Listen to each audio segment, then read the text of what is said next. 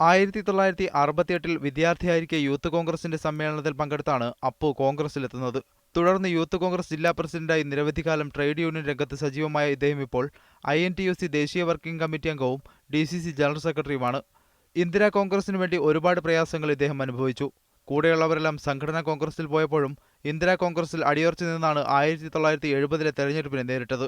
ഇന്ദിരാഗാന്ധി അടക്കമുള്ള നേതാക്കൾ സാധാരണ പ്രവർത്തകരോട് വളരെ വലിയ അടുപ്പം പുലർത്തിയിരുന്നതായി അപ്പു ഓർക്കുന്നു. അന്ന് ഞങ്ങൾക്ക് പരിപൂർണമായി ലീഡർഷിപ്പിൻ്റെ പിന്തുണയുണ്ടായിരുന്നു.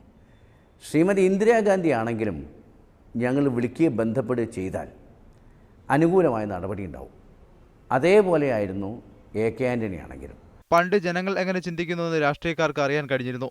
ഇന്നത്തെ സാഹചര്യത്തിൽ തെരഞ്ഞെടുപ്പ് കഴിഞ്ഞാലും ഒന്നും പറയാൻ പറ്റാത്ത അവസ്ഥയാണുള്ളത്. എന്താണോ സമൂഹത്തിൽ ഇന്ന് ജനങ്ങളെ സ്വാധീനിക്കുന്ന ചിന്ത എന്നുണ്ടെങ്കിൽ അതിനെപ്പറ്റി ഒരു രാഷ്ട്രീയ പ്രവർത്തകൻ പരിപൂർണമായിട്ട് അറിവ് നേടിയിരിക്കണം. ആ അറിവ് ഉണ്ടാക്കി കൊടുക്കുന്ന പാർട്ടി നേതൃത്വമാണ്. അതിൻ്റെ അഭാവമുണ്ട്. രാഷ്ട്രീയ വിഷയങ്ങൾ പാർട്ടി പ്രവർത്തകർക്ക് എത്തിക്കുന്നതിൽ നേതൃത്വം പരാജയപ്പെട്ടു. സമ്മേളനങ്ങളും പാർട്ടി ക്ലാസുകളും കുറഞ്ഞതായും അപ്പു വിലയിരുത്തുന്നു. പാർലമെന്റിൽ കോൺഗ്രസിന് ഭൂരിപക്ഷമില്ലാത്തതാണ് എല്ലാ പ്രശ്നങ്ങൾക്ക് കാരണമെന്നും ഇദ്ദേഹം വിലയിരുത്തുന്നു.